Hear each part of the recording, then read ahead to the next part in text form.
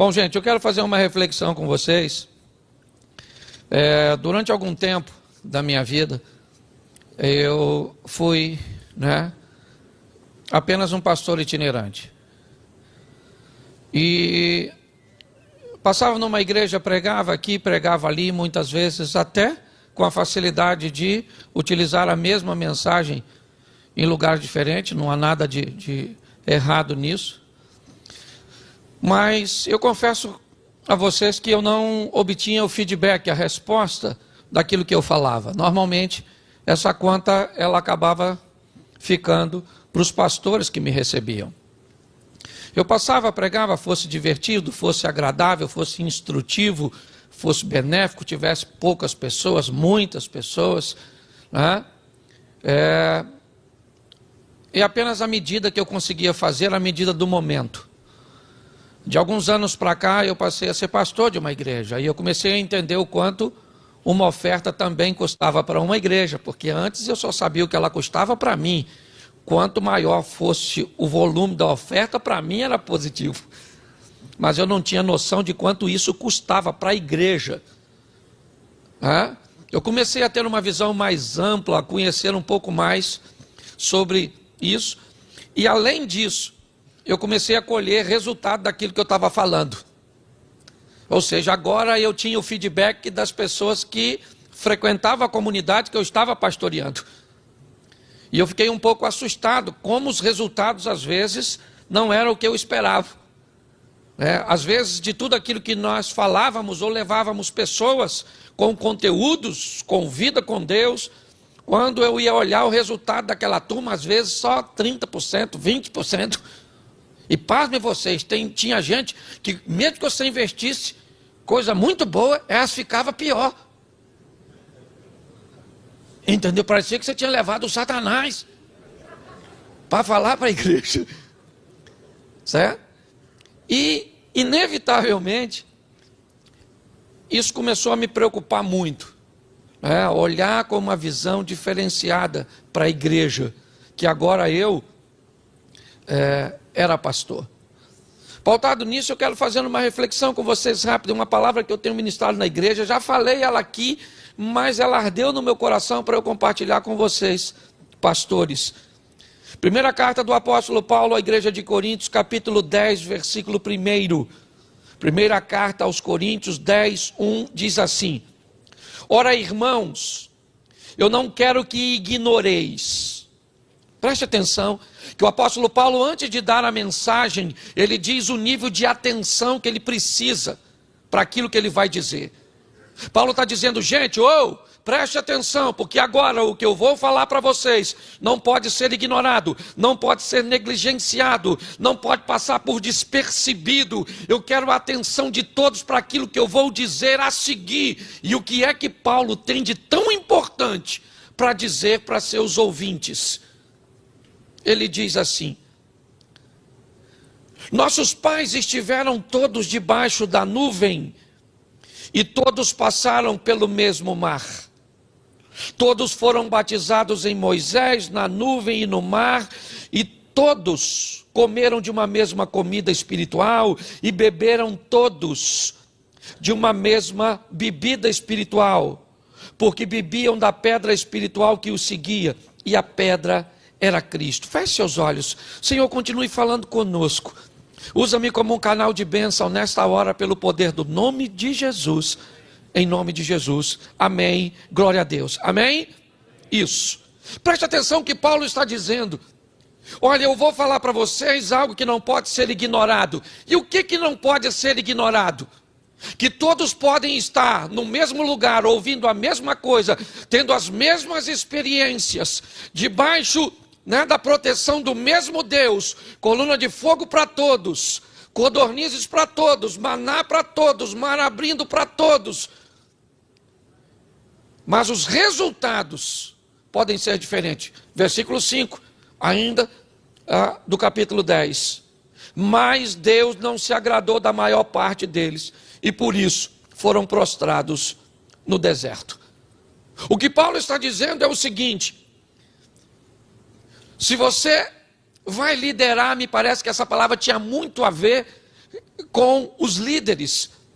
Se você vai liderar, você precisa estar preparado para pessoas que não vão ter resultados expressivos. No meio do grupo, todos têm a mesma oportunidade, ouvem a mesma coisa, veem a mesma coisa, e Deus disse, mas grande parte deles não agradaram a Deus, e por isso pereceram no deserto. Se nós olharmos para isso, talvez isso nos exponha a um entendimento de que a grande batalha bíblica, me parece, é entre luz e trevas, ignorância e conhecimento. Eu gosto desse exemplo porque me parece que ele é algo que é estendido a todos. Vamos aqui levar aqui nossa vida para os nossos ancestrais, né, de uma forma. Vamos imaginar quando o homem foi introduzido, e vamos imaginar aqui aquela linha, né, da evolução. Quando o homem vivia e todas as atividades paravam quando escurecia. Todas as vezes que a escuridão chegava, o homem era obrigado a se recolher para se proteger das feras.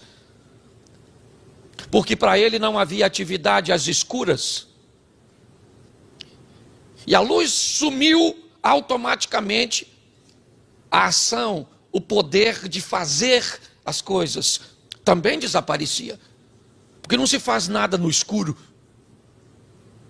Não se realiza coisa sem luz. Então, o sol desaparecia automaticamente, o homem se escondia, aguardando quando a luz aparecesse novamente. E aí então, ele poderia agir. Depois de um tempo, ele descobriu o fogo, e o fogo dava a ele a possibilidade, ainda que altamente limitante, de viver ao redor de onde o fogo estava. Uma luz que poderia dar a ele a possibilidade de fazer algum trabalho manual, que dava a ele a possibilidade de realizar alguma coisa, pelo menos até onde a luz da fogueira chegava, ele poderia trabalhar. E alguns levaram sua vida e levam uma vida altamente limitante, ao redor de uma luz que o limita. Depois de um tempo, ele descobriu que poderia enrolar algo num bastão e tirar daquele fogo que o limitava e conduzir, né, aquela luz um pouco mais adiante. E esse indivíduo então adotou um estilo de vida que poderia fazer alguma coisa ou ir um pouco além, romper as trevas. É verdade. Depois de um tempo ele descobriu o combustível. E depois que ele descobriu o combustível, ele descobriu que enquanto tivesse combustível tinha luz. Enquanto tinha luz, ele poderia caminhar, porque a luz que ele tinha rompia as trevas. Nós temos aqui, me parece, 3 estilos de vida que pessoas levaram naquela época ou ao longo do tempo e ainda hoje. Pessoas que vivem ao redor de uma fogueira, uma vida altamente limitante. Pessoas que resolveram ir um pouquinho mais adiante e pessoas que resolveram romper e viver o incrível, o sensacional, porque aprenderam que para isso só precisam de clareza, de luminosidade, de conhecimento. Observe que isso é oferecido para todos. E muitos ainda vivem na total escuridão. Outros numa vida extremamente limitante. Outros numa vida um pouquinho mais, né? E outros vivendo a liberdade. Isso acontece hoje, né? Comigo, com você, independente de sermos pastores ou líderes. Mas, quando nós olhamos para isso mais à frente, o que nós vamos descobrir, e é isso que Deus tem colocado no meu coração. Quando nós olhamos para o dinamismo cujo qual nós vivemos, inevitavelmente nós vamos precisar, o mais rápido possível, descobrir que temos um inimigo e que ele é real. E que o propósito dele é destruir a nossa vida. Todos os dias que nós olhamos cai um valente. Em todos os momentos que nós vemos tem um escândalo acontecendo. E quando alguém pisa na lama, mesmo que não seja você, acaba espirrando em você. E o grande desafio hoje de levarmos o evangelho é que pessoas que muitas vezes são cristãs passam antes de nós deixam ambientes e situações altamente desagradáveis. Algumas vivendo acidentes, coisas isoladas, episódios isolados. Outras resolveram investir num estilo de vida. Então talvez Davi seja um dos personagens mais conhecidos. E é ele que eu quero refletir com vocês mais uns 20 minutinhos para mostrar o desafio que esse cara enfrentou, e falar que ele não era valente, e falar que ele não era um homem obediente, um homem que temia a Deus. Isso é besteira. Mas se nós conseguirmos mapear um pouquinho o que aconteceu com ele, e o ambiente cujo qual ele caiu, e sequer foi capaz de notar no momento o que estava acontecendo, pode nos evitar a queda. E esse é meu propósito aqui hoje. 1 Samuel capítulo 16, verso 18 diz assim: então respondeu um dos moços e disse: eis que eu tenho visto um filho de Jessé o belemita, que sabe tocar e é valente, é vigoroso, homem de guerra, prudente em palavras, gentil em presença, e o Senhor é com ele. Todo mundo que olhava para esse rapaz, até mesmo seus irmãos, quando o chama de presunçoso ou pretensioso, quando ele chega no campo de batalha, demonstra o estilo de vida que Davi já adotava, antes mesmo de estar diante do gigante. Quando olhamos para a história dele, ao defender, aquilo que ele cuidava, com todas as suas forças, algo que nem era seu, era de seu pai, mas ele se dispunha a colocar sua vida em risco para enfrentar animais selvagens, para defender animais que supostamente já estavam mortos na boca do leão. Mas para Davi, o que ele dizia era o seguinte: se está morto ou vivo não é a questão é que não é dele, é do meu pai, e eu vou buscar. Quando nós olhamos para isso, nós não estamos falando de qualquer um camarada que foi capaz de lutar contra um gigante, mas ao mesmo tempo de não matar alguém que ele reconhecia como ser ungido. Me parece que nesse campo de batalha Davi não vai ser vencido.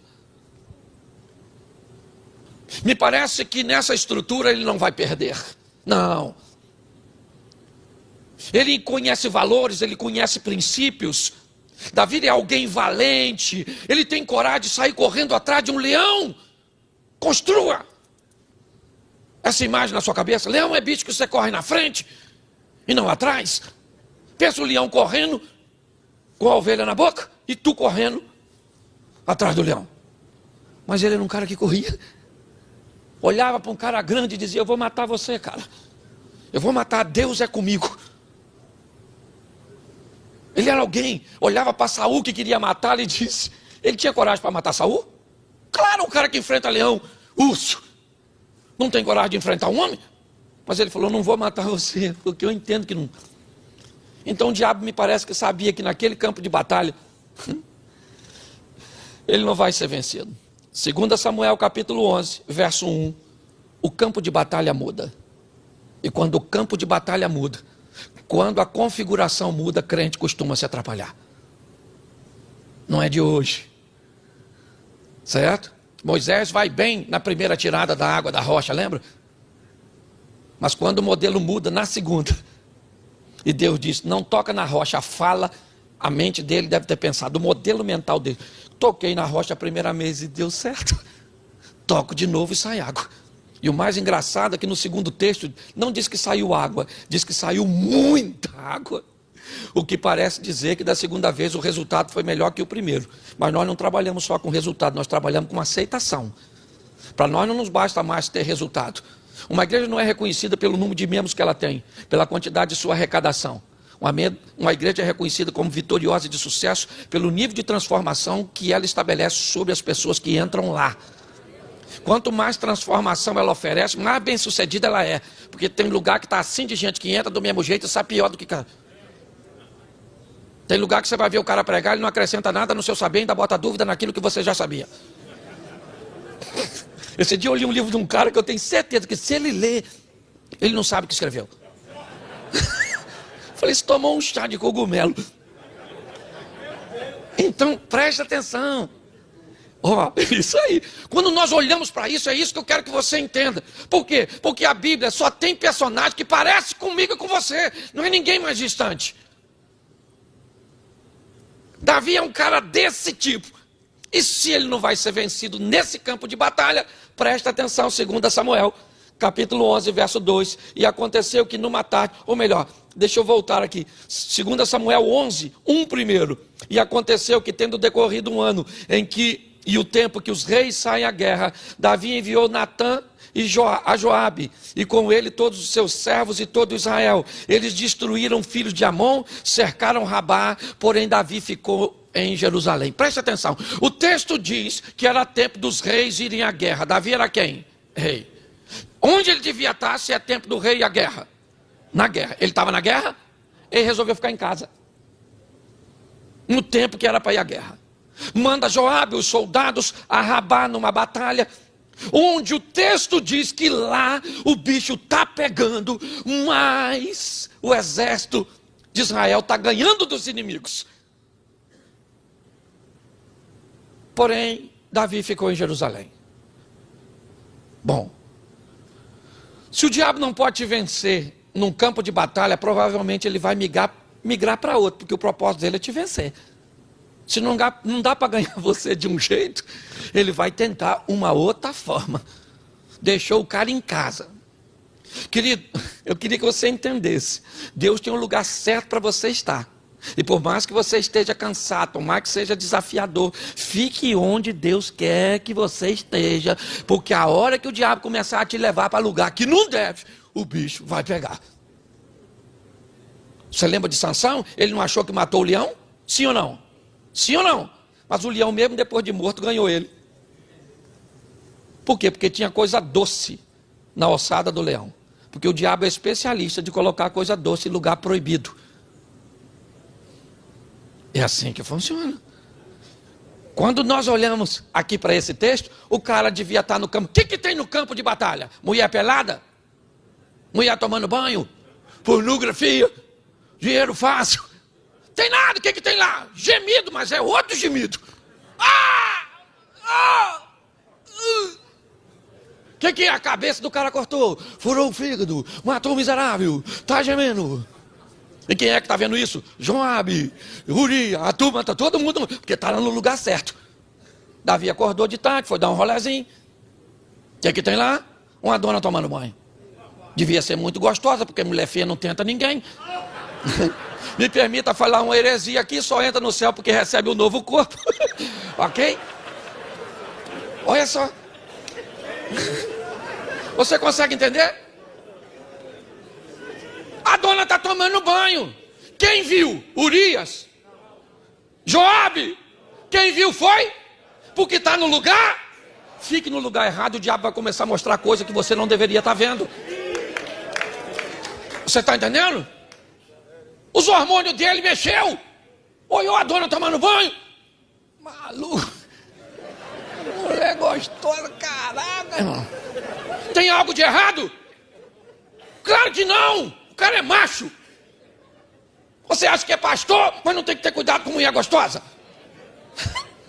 Ah, meu filho, você tem que ter cuidado até com feia. Esse dia um cara falou comigo que não conseguia andar com Jesus porque ele era mulherengo.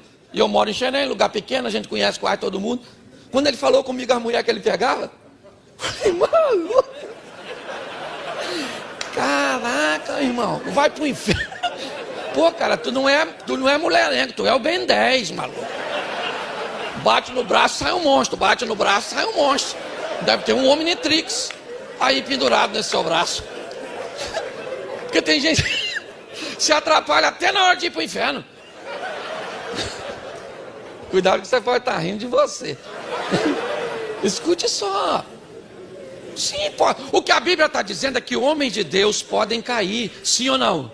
Mas eu não preciso cair se o cara já me deu um exemplo de uma trajetória de queda. É só eu observar e fugir. Já ouviu falar em mindset ou mindset? Já ouviu falar? Mudança de mente. Aprender com o que aconteceu com os outros. Está em alta. Umas palavras. Ressignificar. Nossa. A gente não aprendia a falar isso, mas nós sabíamos fazer. É ou não é? Desgraça, a gente ressignificava e fazia daquilo um testemunho e mudava algo extraordinário. A gente sabia. Nós somos. Lembra da época que você era garoto? Uma menina te rejeitava, você ia conversar com quem? Com a cabrita. Se conversar com ela, menina.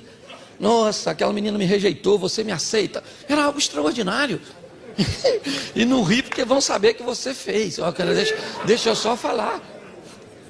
Você está rindo, mas é sério. Quando eu olho para isso para mim é extraordinário. Porque ele chama alguém, escute só, ele chama alguém e pergunta: quem é aquela mulher que está tomando banho? Eu pergunto se ele chamou Natan. Natan, profeta, viu uma mulher tomando banho, queria que ela viesse aqui. Ele chamou Natan? Não, querido. Ele chamou alguém que não podia repreendê-lo, que não podia recusá-lo, que não podia, discriminá-lo. Isso, quando você tiver vontade de fazer algo que você sabe que é pecado, porque Davi sabia. Chame alguém que tem autoridade. Tem alguém que pode te dar um conselho bom, dizer: ô maluco, que parada é essa? Está ficando doido, rapaz? Sai de perto disso. Botar a mão na sua cabeça. Expulsar esse demônio. Davi tinha um montão de mulher, assim de mulher, pô. Os hormônios dele ficou excitado. Beleza, ele é homem. Você é homem, querido. Você tem sua esposa, seja ela bispa, pastora, seja o que for, mulher de Deus. Antes de ser de Deus, é sua. Serol. Esse dia uma dona falou: nossa, eu sou uma mulher de Deus. Eu falei: falou certinho. De Deus, mas antes a mulher. Entendeu? Seu marido é pastor, tá assim, ó. Cargo de mulher de pastor é altamente cobiçado no mundo eclesiástico. Não dá mole. Ah, mas meu marido me quer todo dia. Esse tipo de homem sumiu do mercado. Se o seu marido quer pegar a senhora todo dia, guarda ele. Que os meninos estão jogando é videogame. Falou. Eu estou pelo menos com umas 4 reclamações de homem com dor de cabeça. Agora também, que está invertendo tudo. Nem vou falar disso, porque me dá até dó. Escute só. Batseba vem, Davi se deita com ela. Ela engravida. Ele manda Urias para o campo de batalha. Urias morre. E me parece que Davi quer se tornar assim, alguém bem reconhecido, porque ele vai se casar com uma mulher de seu oficial. Tudo parece resolvido, até que Deus resolve dizer por que aconteceu. E eu confesso a você que até tempos atrás eu não entendia, até ler 2 Samuel, capítulo 12, verso 1, que diz assim: e o Senhor enviou Natan a Davi, e apresentou-se ele a Davi e disse: havia numa certa cidade 2 homens, um rico, outro pobre. O rico Davi, o pobre Urias. O rico possuía muitas ovelhas e vacas, todas as esposas que Davi tinha. Mas o pobre não tinha coisa nenhuma, senão uma pequena cordeira que comprara e criara, e tinha crescido com ele, com seus filhos, do seu bocado comia, do seu copo bebia, dormia no seu regaço, e a tinha como filha. Essa ovelhinha é Batseba, a mulher de Urias. E vindo um viajante ao homem rico, peraí, bom, eu vi que Davi ficou em casa, no palácio, eu vi que ele acordou, eu vi que ele foi dar uma voltinha, que viu Batseba tomando banho, que chamou o seu criado, que pediu informações, que trouxe Batseba, que se deitou com ela, mas eu não consigo enxergar o viajante. Ele não aparece na história original lá. Me parece que o viajante é alguém que chegou no palácio de Davi sem ele notar, sem ele ver. Me parece que tem uma intenção que ela inicialmente não pretende ser mostrada às claras. Eu confesso a você que antes de Natan dizer que tinha um viajante na casa do homem rico que é Davi, eu não consigo notá-lo. Segundo Natan, o que vai ser feito não é para satisfazer Davi, mas sim o viajante. Segundo a mensagem narrada por Natan, tem um viajante. Talvez você não consiga enxergá-lo aqui, mas se você for um pouquinho mais à frente, talvez você o encontre no livro de Jó. De onde vem Satanás? De rodear a terra, de passear por ela. O que eu ando procurando é um lar que me receba, uma mente que me receba, um ministério que me receba, uma família que me receba. Porque o viajante, ele já esteve na casa de muita gente, mas ele é só um viajante. Ele não tem o propósito de residir na sua casa, porque ele tem mais coisa para fazer, destruir a vida de outras pessoas. O que ele passa é para destruir sua vida, vai embora e deixa você com a conta para pagar. Escute só. Quando nós olhamos para esse texto, o que nós vemos? Nós vemos Natan narrando que um viajante chega na casa de Davi. E o que ele faz com Davi? Mexe com seus hormônios. Davi tinha mulher, e muitas, não eram poucas. Se ele ficou excitado, por que é que não deitou com uma de suas mulheres? Porque o desejo que veio para ele não era para agradar a Deus, era comida de viajante. E comida do viajante é desobediência. O propósito do viajante é causar escândalo, é destruir a sua reputação, é destruir a sua família. Isso não significa que você não é um homem bom, uma pessoa boa. Isso não significa que você não é alguém que não seja sério. Isso pode indicar apenas que você foi alguém displicente, que não foi capaz de notar que o seu inimigo mudou o campo de batalha. E quando ele mudou o campo de batalha, ele pegou você desprevenido. Mas preste atenção, Davi não está entendendo isso ainda, porque ele não sabe quem é o viajante, ele não sabe quem é o homem rico, ele não sabe quem é o homem pobre, ele não sabe quem são as ovelhinhas, e muito menos a cordeira desse vizinho. Quando Natan termina de falar, Davi diz: que absurdo! Isso é algo incoerente, isso precisa ser reparado. Quem é esse indivíduo? Aí Natan disse: esse cara é tu, meu irmão. Você. Ok?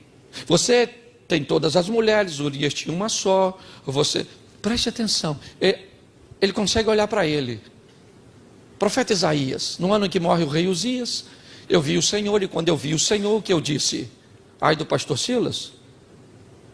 Ai do pastor Gerson? Não, porque na presença de Deus eu não olho para a vida dos outros, eu olho para a minha. Quando você vê alguém examinando a vida dos outros, ele pode estar na presença de qualquer um, menos na de Deus. Porque na presença de Deus você não tem tempo de olhar para os outros, você tem tempo de olhar para você.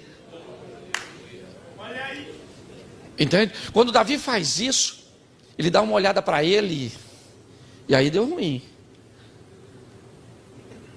Mas engraçado é a mensagem que Natan traz para ele: mas fique tranquilo, sua postura trouxe para você perdão. Deus te perdoou e você não vai morrer, mas o filho que nasceu morre. A espada jamais se aparta da sua casa. E o que você fez escondido vão fazer com você às claras. Poxa, isso é perdão? Poxa, é um negócio absurdo. Eu fico pensando. Às vezes a gente se atrapalha um pouco nisso, né? Quando nós ouvimos a palavra de que a oração do justo pode muito de seus efeitos, a primeira coisa que nós pensamos é que não somos justos. Às vezes a gente se atrapalha um pouquinho, né? Bom, vamos imaginar isso aqui. Um homem vem andando em alta velocidade, passou num ponto de ônibus, ele tinha bebido um pouco, atropelou 5 pessoas, dessas 5, um garoto de 12 anos, o Carlinhos, ele morreu atropelado. Esse homem é preso, é levado a julgamento e pega 20 anos de prisão.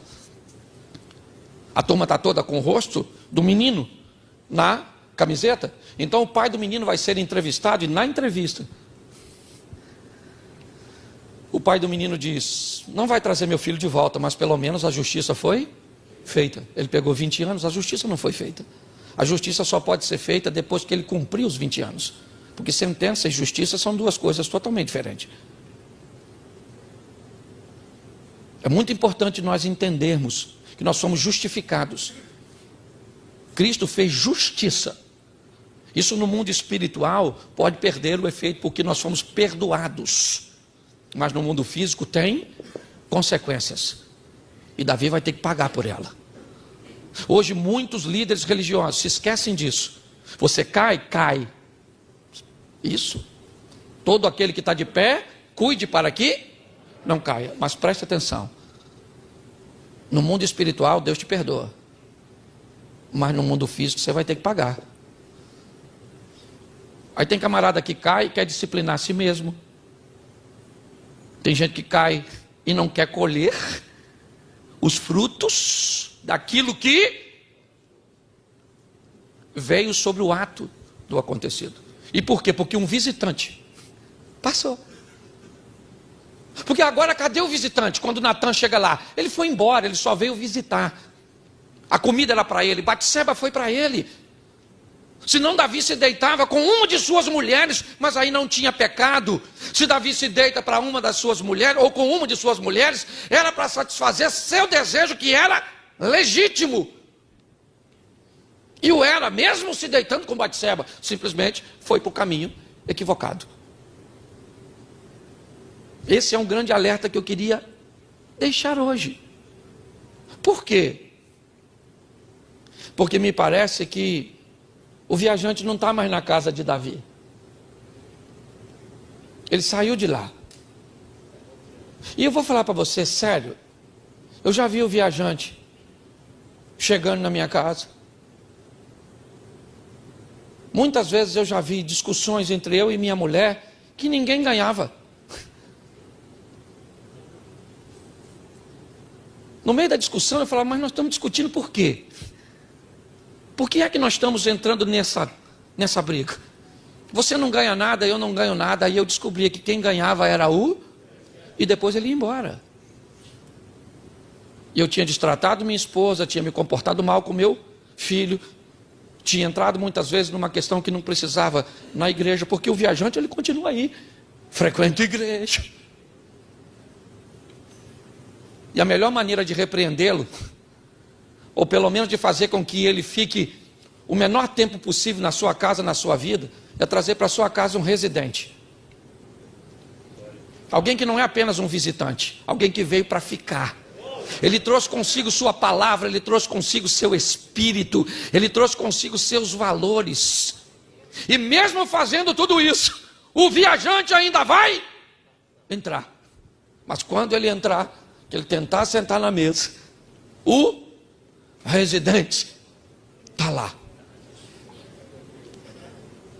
combatendo, nos fortalecendo.